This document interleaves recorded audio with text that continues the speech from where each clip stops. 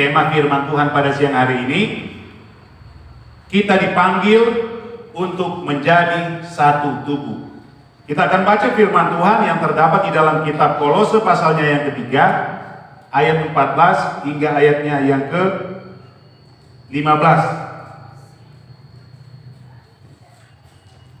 Kolose pasalnya yang ketiga, ayat 14 hingga ayatnya yang ke-15. Ben, bisa Ben? Kita akan baca sama-sama ayat 13 dulu. 1, 2, 3. Dan di atas semuanya itu, kenakanlah kasih sebagai pengikat yang mempersatukan dan menyempurnakan. 15. Hendaklah damai sejahtera Kristus memerintah dalam hatimu, karena untuk itulah kamu telah dipanggil menjadi satu tubuh.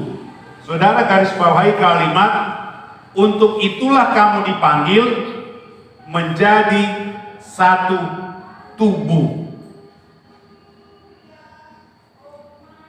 Saudara yang dikasihi oleh Tuhan Yesus Kristus, sebelum manusia jatuh di dalam dosa, manusia adalah bagian dari keluarga Allah, yaitu anggota keluarga Allah.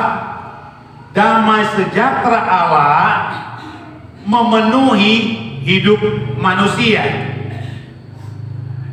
Kita ingat saudara, pada awal nenek moyang kita diciptakan oleh Allah. Manusia ditempatkan Tuhan di Taman Eden. Manusia belum berdosa. Manusia belum jatuh di dalam dosa, saudara. Manusia adalah anggota keluarga Allah. Tetapi akibat dosa, manusia pertama yaitu Adam dan Hawa, nenek moyang semua umat manusia, terpisah jauh dengan Allah.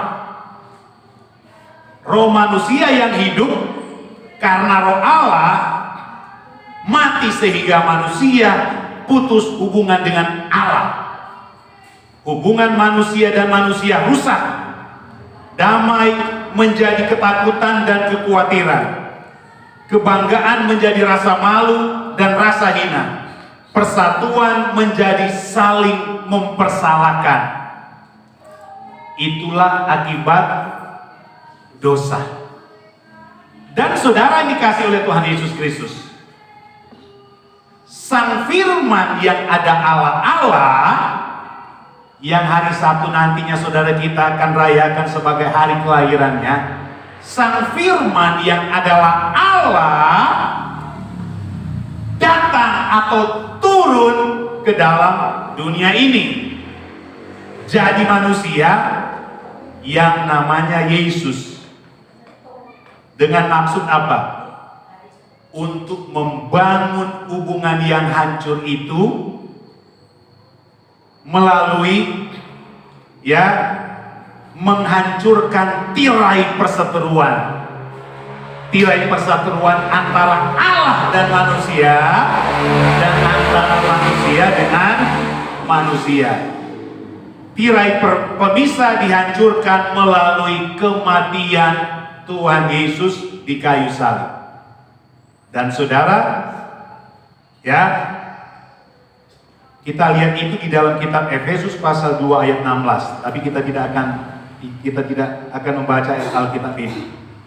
Dan saudara, dengan kematian Yesus menghapus dosa manusia.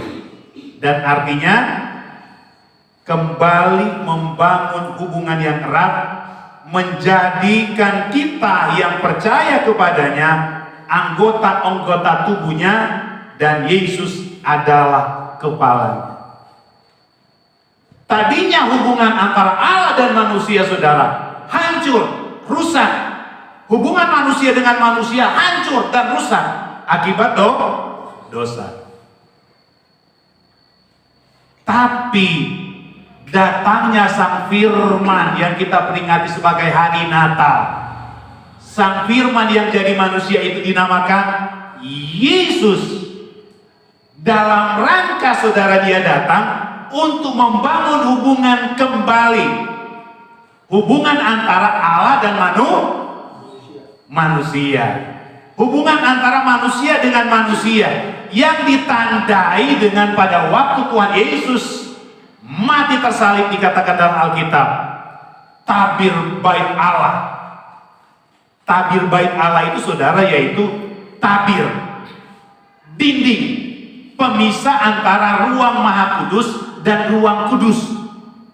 Karena ruang Maha Kudus itu cuman setahun sekali Musa, imam besar Harun boleh masuk di sana, saudara.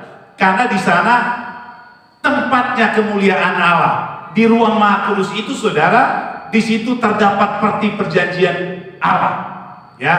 Dan ruang itu, saudara, yang dipisahkan dengan yang namanya tirai atau tembok pemisah hancur pada waktu Yesus mati di kayu salib. Artinya, saudara, jarak yang memisahkan antara Allah dan manusia, yaitu perseteruan, yaitu permusuhan akibat dosa, dihancurkan, saudara. Amin. Dengan matinya Yesus, hubungan antara Allah dan manusia itu dibangun kembali oleh Allah melalui pribadi Yesus, saudara. Artinya, saudara, yang kita sudah lihat, saudara, ibarat kita ini tubuh menyatu dengan kepala. Amin. Amin, saudara. Nah, dan hubungan manusia dan Allah dipulihkan kembali menjadi anggota keluarga Allah dengan menerima panggilan Tuhan, menerima Injil Yesus Kristus. Dia akan masuk menjadi anggota tubuh Allah. Tubuh Allah itu, saudara, itulah yang disebut dengan gereja. Amin. Bukan gereja secara organisasi, ya. Gereja secara Yang disebut gereja, saudara, adalah orang-orang yang memang betul-betul dipanggil oleh Tuhan dari gelap datang pada terang. Bukan mereka yang ada dalam satu organisasi. Amin. Dia berada dalam satu organisasi, tapi hidupnya dari gelap, tapi masih tetap gelap. Itu namanya bukan dipanggil, bukan gereja. Karena gereja yang sesungguhnya, saudara, bukan gedung gereja, tapi gereja sesungguhnya, saudara, adalah kita. Amin. Yang dipanggil tadinya kita dari gelap, tapi oleh kemurahan Tuhan kita menjadi terang. Artinya, seorang yang menyambut Kristen, orang yang memang betul-betul, saudara, hidupnya sudah diterangi dan dia menjadi terang bagi siapapun. Amin. Kita sudah lihat pernyataan tadi, melalui kita percaya Yesus, terima Injil. Haleluya. Nah, menerima Injil Yesus Kristus itu yaitu percaya Yesus disalib. Itu inti Injil. Percaya Yesus mati dan percaya pada waktu dia mati hari ketiga bangkit dari antara orang mati. Dan setelah bangkit dari antara orang mati, dia percaya bahwa Yesus hari ke-40 naik ke surga untuk sediakan tempat bagi orang-orang yang percaya kepadanya, saudara. Orang yang mempercayai Yesus, orang yang mempercayai Allah, tapi tidak mempercayai kematian Yesus, tidak mempercayai kebangkitan Yesus, tidak mempercayai kenaikan Yesus, omong kosong. Amin. Nah, saudara yang dikasihi oleh Tuhan Yesus Kristus, kita lanjut. Kalau demikian, kita dipanggil menjadi anggota atau menjadi satu tubuh dengan Tuhan. Nafas tubuh itu apa? Ini yang paling penting. Seseorang, saudara, dia bertubuh, tapi kalau tidak punya nafas, kira-kira dikatakan hidup apa enggak? Kira-kira dikatakan hidup apa enggak? Enggak. Dia akan disebut apa? Jenazah. Amin. Makanya, saudara, Yang paling penting pertama yang akan kita pelajari saudara, bahwa dalam tubuh atau dalam gereja Tuhan saudara, apa yang menghidupkan gereja Tuhan itu? Apa yang menghidupkan tubuh Tuhan itu saudara? Yang dimaksud dengan tubuh Tuhan saudara adalah kita sebagai orang-orang yang percaya kepada Tuhan. Kita lihat satu-satu saudara. Ya, itu kalau saudara baca di dalam 1 Korintus pasal 12 ayat 12 sampai 13. Coba buka. Apa yang menjadi nafas tubuh Tuhan? Apa yang menjadi nafas gereja? Sehingga gereja itu akan dikatakan hidup. Gereja akan dikatakan berguna bagi dunia ini. 1 Korintus 12 ayat 12 sampai 13. Sudah dapat? 1 Korintus 12. Ya. Kita baca ayat 12. 1, 2, 3. Karena sama seperti tubuh itu satu dan anggota-anggotanya banyak, dan segala anggota itu sekalipun banyak merupakan satu tubuh, dan demikian pula Kristus. 13. Sebab dalam satu roh kita semua, baik orang Yahudi maupun orang Yunani, baik budak maupun orang merdeka, telah dibaptis menjadi satu tubuh, dan kita semua diberi minum dari satu roh. Jadi nafas gereja, nafas tubuh Tuhan saudara adalah roh Allah.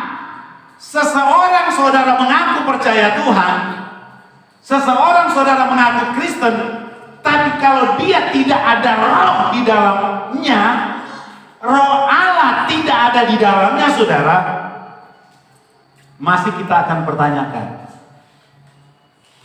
Tentu saja kita melihat dia, di roh Allah ada di dalam dia, nanti kita akan identifikasi satu-satu.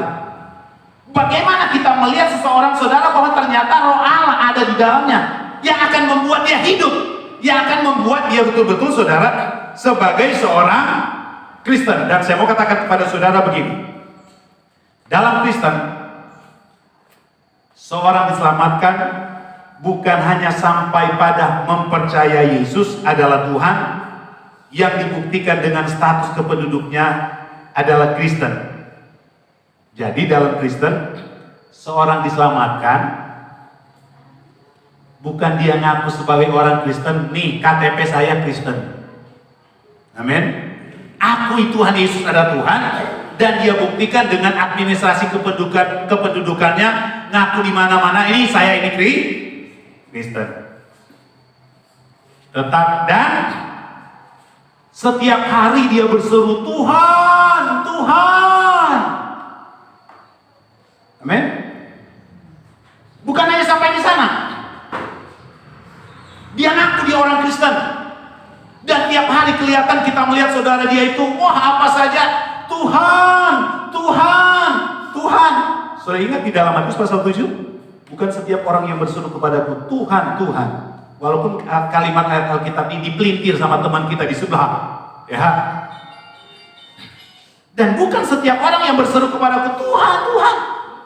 Tetapi saudara, sejauh mana seorang Kristen dipimpin dan taat pada roh Allah yang telah dicurahkan kepadanya. Nah, tetapi sejauh mana dia taat pada pimpinan roh Allah yang telah dicurahkan kepadanya. Kita akan lihat nanti kapan roh Allah itu dicurahkan kepada kita. Sudah, kita lihat satu-satu saudara. Dan sehingga seorang Kristen mematikan perbuatan daging. Nah, orang yang bukti dia itu roh Allah ada di dalamnya, dia taat pada roh Allah, dan akan terbukti dia akan mematikan perbuatan daging. Yang dimaksud dengan perbuatan daging apa saudara? Keinginan sendiri terkalahkan dengan kehendak Tuhan. Amin. Dia matikan kehendak dia, ya. Dan terus saudara yang dikasih oleh Tuhan Yesus Kristus menghasilkan kebenaran dan damai sejahtera menjadi surat Kristus untuk dunia dengan buah roh yang dihasilkan dan berubah menjadi serupa dengan gambar Allah. Tapi seorang yang diselamatkan, saya mau katakan kepada saudara, sejauh mana saudara dia mematikan daging, itu tanda dia itu dipimpin dan taat kepada roh Allah yang Tuhan curahkan kepada kita sebagai orang percaya kepada Tuhan. Dan dia menghasilkan kebenaran dan damai sejahtera, dan dia menjadi surat terbuka untuk dunia, dan dia menghasilkan buah-buah roh, sehingga pada akhirnya dia berubah menjadi serupa dengan gambar Allah. Karena sekali lagi saya katakan dan saya ingin ingatkan kepada saudara bahwa tujuan kita dipanggil oleh Allah supaya kita itu menjadi seperti Allah, kembali menjadi serupa dan segambar dengan Allah. Firman Tuhan pada minggu-minggu yang lalu, berkarakter seperti Tuhan. Amin. Firman Tuhan pada minggu kemarin, sekalipun dia menderita, tapi dia tidak mencaci maki. Sekalipun dia dicobai dan berada dalam masalah, saudara, dia tetap sabar dan tidak berbuat dosa seperti Yesus. Amin. Nah, kita lihat satu-satu. Bagaimana sebenarnya seorang yang dia taat pada roh Allah? Coba Efesus pasal 1 ayat 13. Kita akan urut satu-satu saudara ya. Efesus pasal 1 ayat 13. Kita baca sama-sama.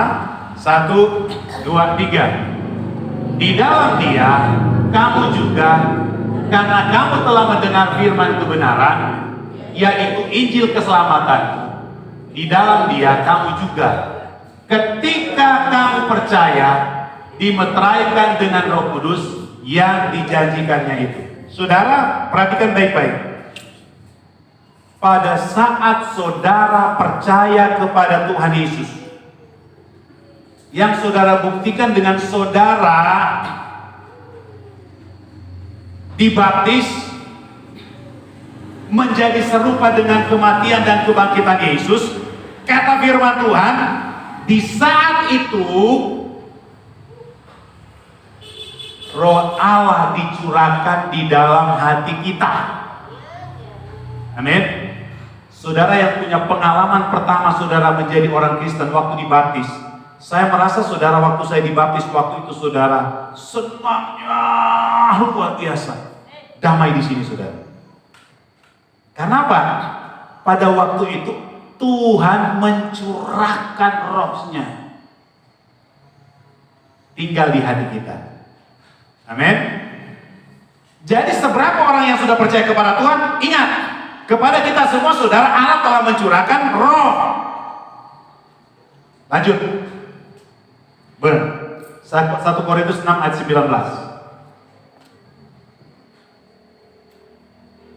1 Korintus pasal 6 ayat 19.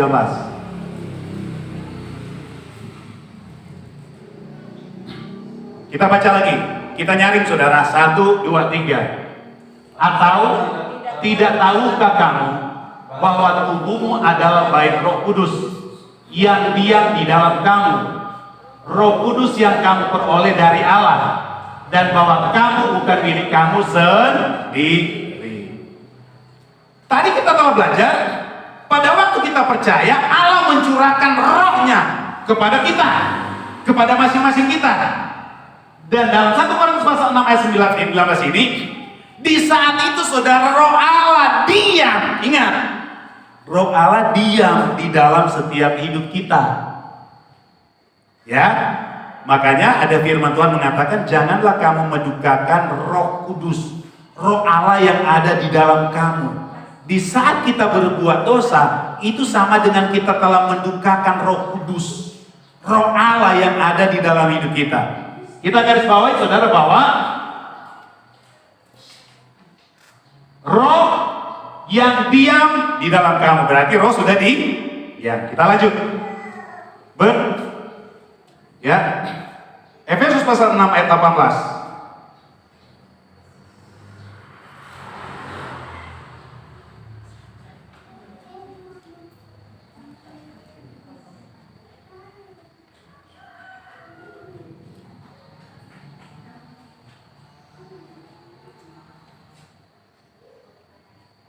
Oh belum, kita baca dulu Roma 9 ayat 1 ya.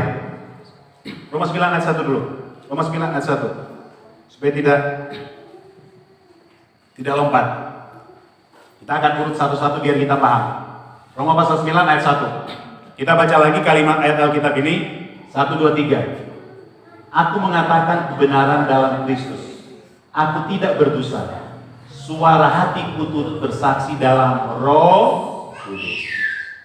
Perhatikan baik-baik. Suara hatiku turut bersaksi dalam Roh. Roh Kudus sudah dicurahkan dan Roh Kudus diam. Nah, di sini kita mulai melihat. Kita tahu di mana Roh Kudus itu bekerja dalam hidup kita. Paulus bilang,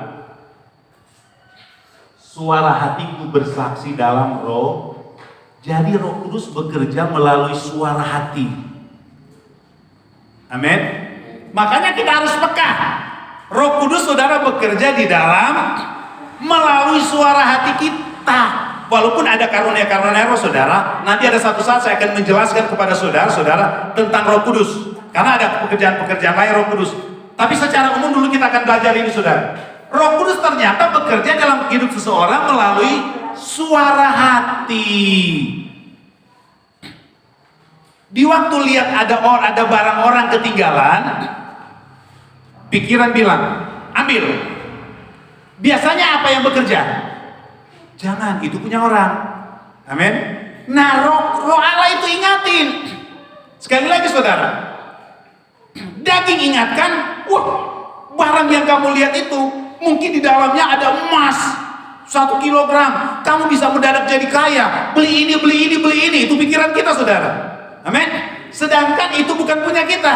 Tapi roh Allah bisikin lewat suara hati kita saudara. Karena roh Allah sudah ada di dalam hati kita. Amin. Jangan, itu punya orang. Nah kita sekarang nanti tanggap apa enggak? Amin. Roh Allah akan ikut bersaksi. Roh Allah akan ikut berbicara melalui suara hati kita. Amin.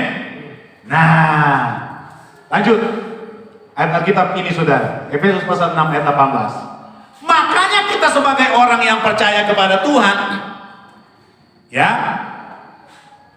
kita harus pahami di dalam Efesus pasal 6 ayat 18. Perhatikan baik-baik. Dalam segala doa dan permohonan, berdoalah setiap waktu di dalam Roh, berjaga-jagalah di dalam doamu itu dengan permohonan yang tidak putus-putus untuk salah tulis saya ini, ya. Ibrani pasal 4 ayat 12 saja. Ibrani pasal 4 ayat 12.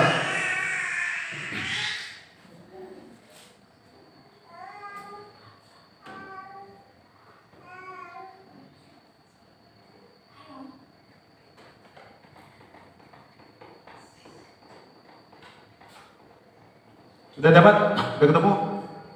Nah, sebab firman Allah hidup dan kuat dan lebih tajam daripada pedang bermata dua, manapun ia menusuk amat dalam sampai memisahkan jiwa dan roh, sendi-sendi dan sumsum. Ia sanggup membedakan pertimbangan dan pikiran hati kita. Kalau saudara baca di dalam kitab Efesus, ini saya salah ketik, ya, bahwa pedang roh itu adalah firman Allah. Nah, sekali lagi, pedang roh itu adalah firman Allah. Disambung dalam kitab Ibrani pasal 4 ayat 12, firman Allah itu saudara bagaikan pedang bermata dua yang sanggup ngiris, sanggup membedakan, sanggup memisahkan antara sendi dan sumsum. Maksudnya begini, ya,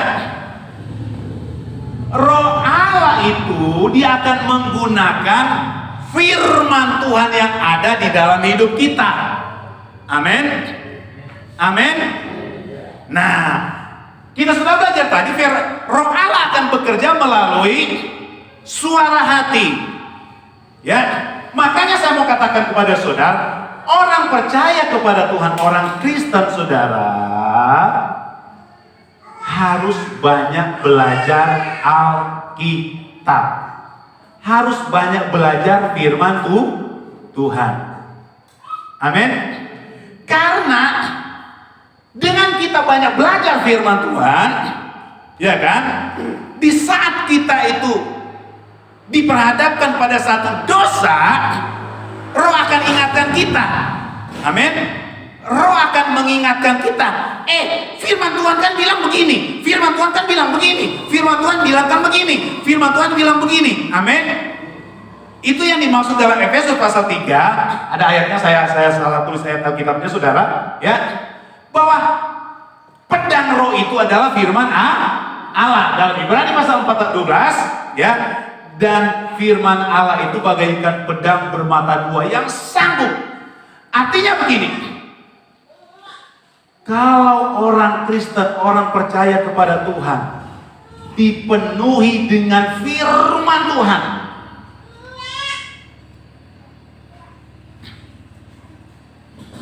dia akan bisa membedakan melalui bisikan roh Allah di dalamnya. Dia akan bisa membedakan. Itu yang dimaksud sampai memisahkan sendi-sendi dan sumsum.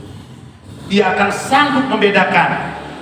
Dosa sekecil apapun dia akan sanggup membedakan. Oh, ini gak benar, ini gak boleh, ini gak benar, ini gak boleh.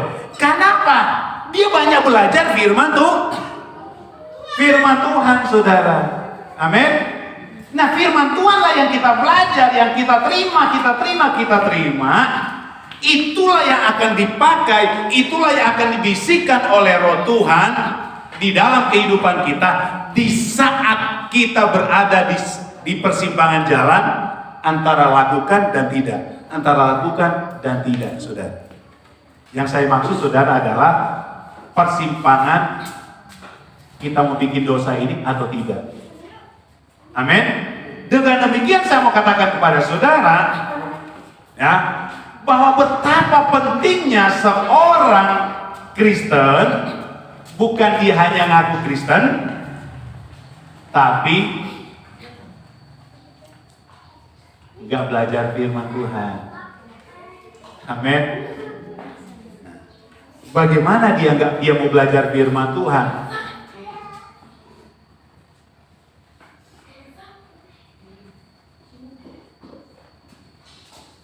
Dengan khotbah aja orang gelap. Amin. Amin, saudara. Mungkin saudara berkata begini, oh Pak Pendeta, saya di rumah itu rajin baca Alkitab. Itu benar. Tapi terkadang saudara, apa yang kita baca sama sekali kita nggak ngerti. Amin. Memang saudara, kalau saudara hidup dekat dengan Tuhan, hidup penuh dengan doa di hadapan Tuhan, di waktu saudara baca Alkitab, Roh Tuhan akan ingatkan, Roh Tuhan saudara akan bukakan pikiran kita. Tapi terkadang saudara, nggak semua kita mengerti apa yang ada di dalam Alkitab. Kita butuh saudara dengar khotbah. Amin.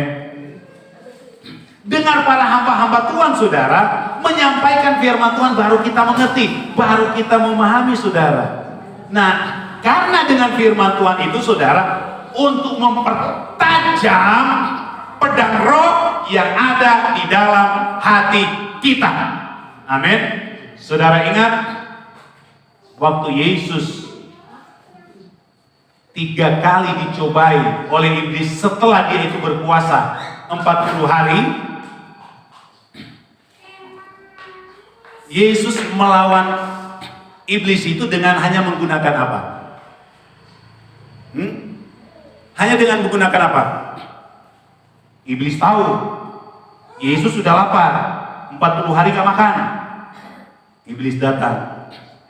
Yang dia omongin ini memang benar. Yesus, kamu kan anak Allah. Betul Yesus anak Allah apa enggak? Ya betul, dia sanjung dulu si Yesus, kamu kan anak Allah. Tapi setelah dia sanjung, dia banting. Nah, orang saudara kadang-kadang nggak ngerti, nggak was-was di situ saudara. Wah, iya, pasti dia benar diomongin. Nah, padahal dibanting sama iblis. Yesus, kau kan anak Allah. Yesus bilang begini. Yesus bisa saja bilang begini. Wah, iyalah, sopodese ya. Tapi ujungnya iblis bilang begini sama Yesus, karena engkau anak Allah, coba bikin batu ini jadi roti. Kalau Yesus cuma orang Nabi bilang makan puji, coba lihat, siap ya. Nah, nanti kamu makan kenyang. Dia nggak tahu itu jebakan. Yesus nggak mau pamer, saudara, men. Dia tahu ini cobaan bagi dia, saudara. Yesus bisa saja bikin, saudara, batu menjadi roti, bisa saja. Apalagi Yesus ini sudah lapar. Banyak orang, saudara, apalagi sudah dalam kepepet, dia mau tunjukkan dia itu orang hebat. Yesus enggak. Dia tahu membedakan ini dosa untuk menjebak dia atau tidak. Tapi yang Yesus cuma gunakan apa, saudara? Yang Yesus katakan apa? Coba Yesus gak hafal firman Tuhan. Coba Yesus gak belajar firman Tuhan. Karena waktu Yesus jadi manusia, bayangkan, dikatakan oleh kita, umur 12 tahun, dicari oleh orang tuanya, ternyata Yesus ada di dalam bait Allah. Masih umur 12 tahun. Berarti Yesus ternyata dari kecil, walaupun tidak ada sejarahnya dalam Alkitab, berarti dia sudah punya kecintaan baca firman Tuhan. Karena saya sudah katakan pada firman Tuhan pada minggu yang lalu, saudara, Yesus waktu lahir dia seperti jadi manusia. Kalau dia nggak belajar secara manusia, dia nggak akan pintar. Karena dia disempurnakan, harus menjadi sempurna. Tapi mengagumkan apa yang kata Yesus kepada iblis waktu dia dicobai untuk suruh bikin roh batu jadi roh. Yang Yesus cuma katakan, hei iblis, firman Tuhan berkata, ada tertulis, manusia bukan hanya hidup dari roti saja, tapi manusia hidup dari segala firman yang keluar dari mulut Yang Yesus pakai, saudara, ada tertulis. Dia pakai firman Tuhan. Amin. Berarti kan karena Yesus belajar Alkitab, belajar kitab perjanjian lama. Amin. Makanya kita juga sebagai orang percaya kepada Tuhan, saudara, bagaimana saudara kita itu bisa membedakan dosa besar dan dengan dosa kecil, sedangkan kita tidak pernah belajar firman Tuhan. Amin. Ya. Nah, mungkin saudara di rumah nggak pernah baca Alkitab, tapi di lewat tiap minggu saudara kita itu ibadah, saudara kita diajar terus dengan firman Tuhan, biar kita semakin memahami dan semakin mengerti, saudara. Dengan arti kata semakin banyak firman Tuhan masuk,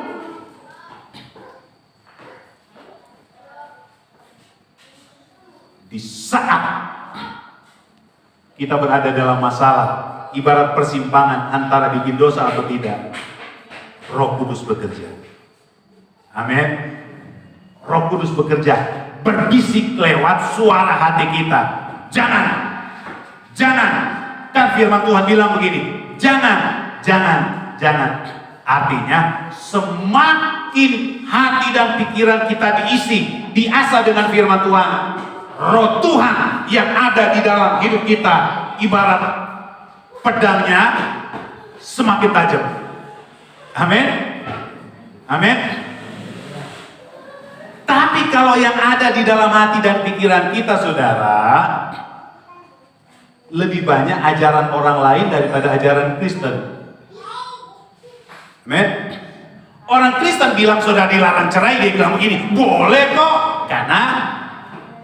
Kenapa? Karena banyak kali dengar dari omongan sebelah, yaitu ajaran mereka. Kita kan gak boleh.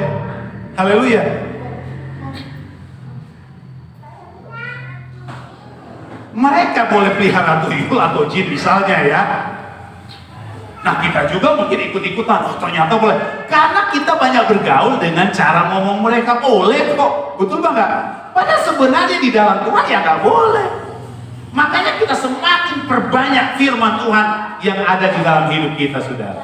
Haleluya. Lanjut, Ben.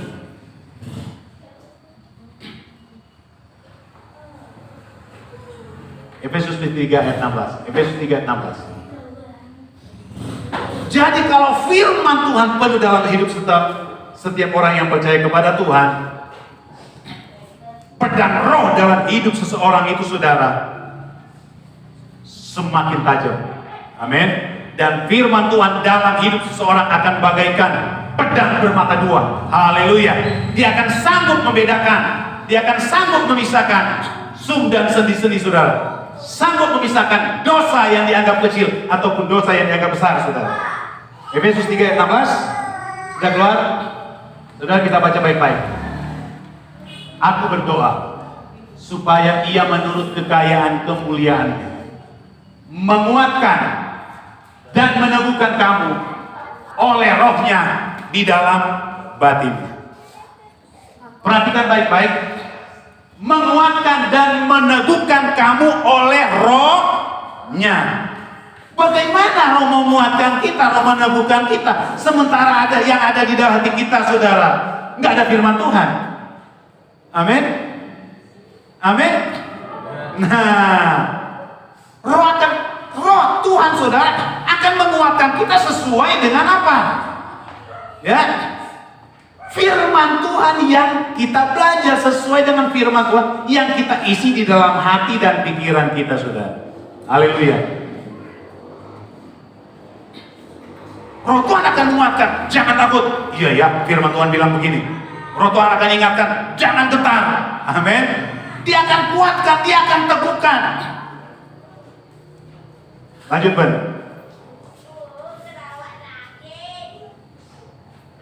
1 Tesalonika 1 ayat 6 sampai 7.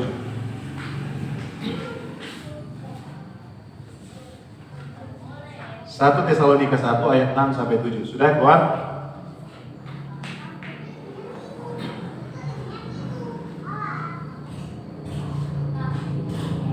Kita baca dulu ayat 6. 1, 2, 3.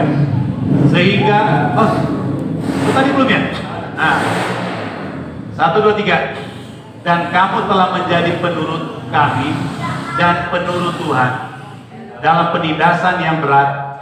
Kamu telah menerima firman Tuhan itu dengan sukacita yang dikerjakan oleh Roh Kudus. Ayat 7.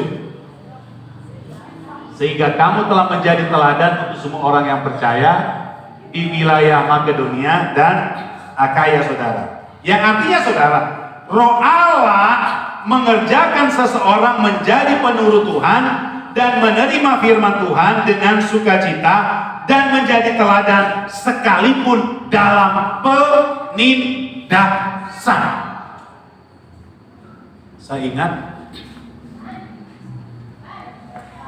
saya pikir 11 tahun lalu, 10 tahun lalu, gereja ini menjadi saksi. Karena saya divonis dokter mati, saya pulang. Saya sudah nggak mau ke dokter lagi dan saya tunggu kematian, ya. Dan di gereja ini menjadi saksi. Secara manusia waktu itu, saudara, secara manusia saya nggak kuat waktu itu. Saya nggak kuat.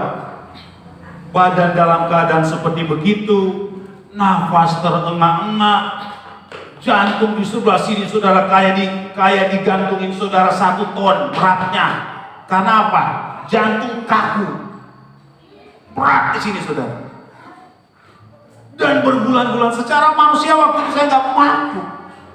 Tapi saya mau katakan kepada saudara, karena firman Tuhan ada di dalam hati saya. Amin. Saya perkatakan firman Tuhan. Tuhan, aku percaya. Aku percaya. Tuhan, kalau toh saya mati, itu adalah keuntunganku. Tapi kalau saya mau hidup, itu untuk Kristus. Kan Alkitab bilang, mati untuk Kristus, mati adalah keuntungan, hidup untuk Kristus. Saya kutip terus firman Tuhan. Tuhan, aku percaya. Tuhan, aku percaya. Aku percaya. Secara manusia, saudara, waktu itu saudara nggak kuat. Tapi saudara, karena saya ada firman Tuhan di dalam hati, saya tidak biarkan waktu itu hati saya dan pikiran saya terfokus pada apa yang ada pada saya. Yang saya cuma sering katakan, Tuhan, kalau tuh saya mati itu adalah kehendak. Tapi aku percaya bahwa Engkau Tuhan yang sanggup melakukan segala perkara. Amin. Saya sebut lagi, Lazarus, Tuhan, sudah 3 hari lebih di dalam kuburan. Berarti kalau sudah 3 hari, wes bosok apa belum? Mulai bosok, mulai bau. Tapi pada hari waktu Tuhan datang, Tuhan bilang, Lazarus bangun. Artinya jantungnya, saya bilang sama Tuhan, Tuhan, berarti jantungnya kan sudah bosok. Saya pulang kali bilang sama Tuhan, bang, jantungnya siapa? Lazarus kan berarti sudah mulai busuk. Tapi di waktu Tuhan bilang, Lazarus keluar, ternyata dengan sekejap jantung yang sudah busuk hidup kembali. Amin. Saya bolak-balik bilang sama Tuhan, apalagi Tuhan, saya ini cuma jadi begini Tuhan. Berarti itu cuma ibarat, karena saya ada firman Tuhan itu, walaupun saya nggak mau tahu nantinya berhasil apa enggak, walaupun saya sudah sadari saya mati, ya itu untuk Tuhan. Amin. Amin. Tapi saya tidak berhenti mengucap. Itu kalau nggak roh Allah yang ingatan terus, ucapan. Saya diberikan semangat. Makanya saya mau katakan pada saudara, dan ini kesaksian saya, dan saya seringkali katakan kepada saudara sebagai hamba Tuhan yang melayani saudara, yang membimbing kerohanian saudara, jangan pernah takut dalam penderitaan. Penderitaan masing-masing kita saudara adalah seizin Allah. Berarti kalau ada Allah izinkan, berarti Allah tahu bagaimana caranya saudara. Amin. Allah yang tahu apa yang terbaik bagi kita, dan tindakan kita, cara kita, jangan pernah takut saudara. Amin. Dan penuhilah hidup saudara dengan firman Tuhan. Karena di saat saudara menghadapi masalah, di saat saudara menghadapi persoalan, saya mau katakan kepada saudara, di situ Roh Kudus akan menguatkan saudara. Di situ Roh Kudus akan mengingatkan saudara. Sehingga saya mau katakan kepada saudara, berbulan-bulan saya menderita di sini saudara. Dan saya bersaksi sebagai hamba Tuhan. Badan tersiksa, tapi hatinya bangga, senang, sukacita. Dan di situ saya ingat, pantas nabi-nabi pada waktu mereka sudah mau dirajam dengan batu. Saudara ingat Stefanus dalam Kisah Para Rasul, salah satunya ikut yang melempari batu, dia adalah Paulus yang pada akhirnya jadi rasul saudara. Dia turut menyaksikan waktu Stefanus saudara, dia waktu sudah mau dilempari dengan batu. Kalau saudara dikatakan Alkitab saudara, dia mulia kemuliaan Allah. Berarti yang ada padanya saudara nggak ada ketakutan, malah yang ada pada dia saudara bangga dan senang. Dan saya rasain sendiri saudara, berbulan-bulan saudara badan memang tersiksa, tapi yang ada di sini saudara, waduh senang. Karena apa? Dikuatkan oleh Roh Tuhan. Dia ingatkan, sehingga saudara, ya, saya mau katakan kepada saudara, yang ada sukacita. Bukan berarti gak terasa berat penderitaan, tapi saudara, sukacita dalam hati saudara ternyata gak bisa terkalahkan dengan penderitaan badan yang ada dalam hidup kita. Dan saya karena merasakan sendiri, ngalami sendiri, saya bisa ngomong saudara. Dan betul kata Alkitab saudara. Amin. Roh Allah ada di dalam hidup kita. Kita pertajam roh Allah yang ada pada hidup kita saudara. Dengan firman Tuhan semakin banyak, berarti saudara, pedang roh yang ada di dalam hidup kita saudara makin tajam. Kata firman Tuhan, dan roh Tuhan akan menguatkan kita. Kita sudah baca dalam ayat 6 sampai ayat 7, membuat kita saudara menjadi penurut Tuhan. Bahkan ya, buka lagi ayatnya yang ke-6. Buka lagi ayatnya yang 6. Dan kamu telah menjadi penurut Tuhan kami, dan penurut Tuhan dalam penindasan yang berat. Kamu telah menerima firman Tuhan itu dengan sukacita yang dikerjakan oleh Roh Kudus. Bayangkan, di dalam penderitaan mereka masih terima firman Tuhan dengan sukacita, dan mereka masih menjadi penurut Tuhan. Gak gampang itu, amin. Ini bicara penganiayaan pada zaman itu saudara. Ini bicara penganiayaan pada orang-orang Kristen pada zaman itu. Walaupun mereka dianiaya, tapi mereka masih menjadi penurut Tuhan. Mereka masih dengar firman Tuhan, masih mempercayai firman Tuhan, karena katanya dikerjakan oleh Roh Kudus. Lanjut.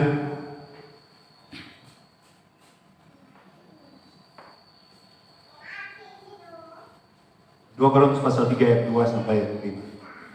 Galatia pasal 5 ayat 22. Galatia 5 ayat 22.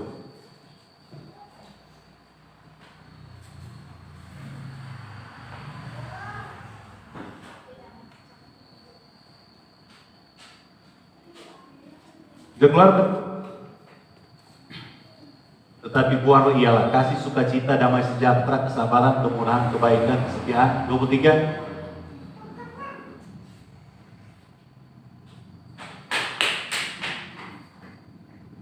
Ayat 23 betul. Kelemah lembutan, penguasaan diri, tidak ada hukum yang menentang hal itu. Akan muncul buah roh. Amin. Amin. Makanya kalau ngaku Kristen, tapi buah roh ini nggak muncul, kita masih pertanyakan, Kristen kok Kristen? Sudah tahu Kristen? Kristen itu bahasa kami di sana, saudara, orang Nado. Kristen itu, saudara, biasanya saudara dialamatkan kepada anjing yang sudah butikan. Nah, itu namanya Kristen. Amin. Amin. Kristen atau Kristen. Nah, Kristen berarti anjingnya budikan. Ya. Nah, jadi kalau orang Kristen budikan apa? Kira-kira bagus dilihat apa enggak? Ini kalau nafas roh Allah ada di dalam tubuh seseorang, dalam tubuh Kristus, hidupnya seorang, akan muncul itu, saudara. Amin. Terus 2 Korintus pasal 3. 2 Korintus pasal 3 ayat 2 sampai 3.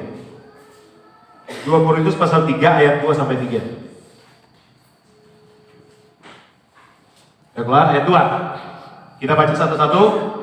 1, 2, 3. Kamu adalah surat pujian kami yang tertulis dalam hati kami dan yang dikenal dan yang dapat dibaca oleh semua orang. Ayat 2. Karena telah ternyata bahwa kamu adalah surat Kristus yang ditulis oleh pelayanan kami, ditulis bukan dengan tinta, tetapi dengan roh dari Allah yang hidup, bukan pada lolo batu, melainkan pada lolo daging, yaitu di dalam hati manusia. Jadi kalau roh Allah ada di dalam hidup tubuh Tuhan, seorang gereja Tuhan, seorang yang percaya kepada Tuhan, dia pasti akan menjadi surat terbuka, akan menjadi surat Kristus bagi dunia. Karena apa? Dikerjakan oleh roh Allah. Karena roh Allah itu telah menulis firman-Nya di dalam hati. Amin. Haleluya. Ayat yang terakhir. Ayat yang terakhir, baca di dalam 2 Korintus pasal 3 ayat 18. Udah keluar? Kita baca lagi sama-sama ayat Alkitab. 1, 2, 3. Dan kita semua mencerminkan kemuliaan Tuhan dengan muka yang tidak bersulubu. Dan karena kemuliaan itu datangnya dari Tuhan yang adalah roh.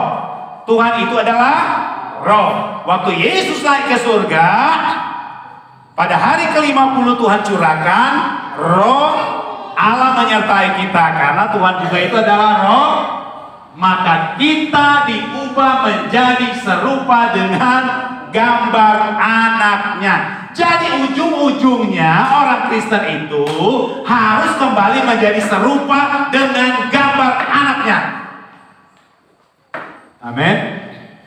Amin. Jadi kalau orang Kristen tidak pernah ada perubahan dalam karakter dan hidupnya, saya mau pertanyakan, iya Kristen atau Kristen? Makanya saya katakan dalam pernyataan kalimat yang pertama, bahwa seorang Kristen diselamatkan bukan karena dia itu sudah mengakui Yesus itu adalah Tuhan. Bukan hanya sadar mengakui dan dibuktikan dengan apa, saudara? Administrasi kependudukannya, saudara, KTP-nya Kristen, atau paling pinter, paling banyak menyebut Tuhan, Tuhan. Gak dilihat dari situ.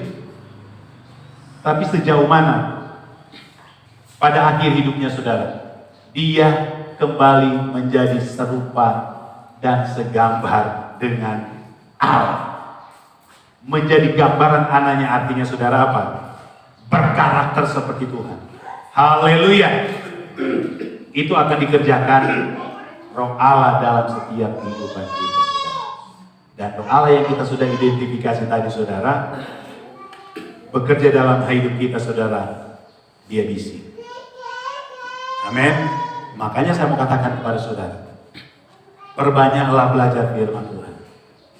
Jangan saudara berkata, saudara, kebaktian itu cuma nyanyi-nyanyi, dengar khotbah. Tapi yang lebih penting sebenarnya saudara diajak dengan firman Tuhan. Biar saudara ingat, karena di saat saudara menghadapi masalah, di saat saudara menghadapi saudara ibarat persimpangan jalan, mau dosa atau hidup benar, saudara bisa membedakan melalui roh yang ada di dalam hati kita berbisik, jangan. Dan semakin banyak firman Tuhan yang kita tampung dalam hati dan hidup kita dan pikiran kita, berarti pedang roh di dalam hidup kita semakin tajam. Amin. Semakin tajam dan semakin tajam. Dan pada ujungnya karena semakin kita tajam, membuat hidup seseorang itu saudara, bukan KTP-nya yang Kristen saja, bukan pengakuannya saja sebagai orang Kristen, tapi betul karakter hidupnya, perilakunya saudara, betul-betul menjadi serupa dan segambar dengan Allah.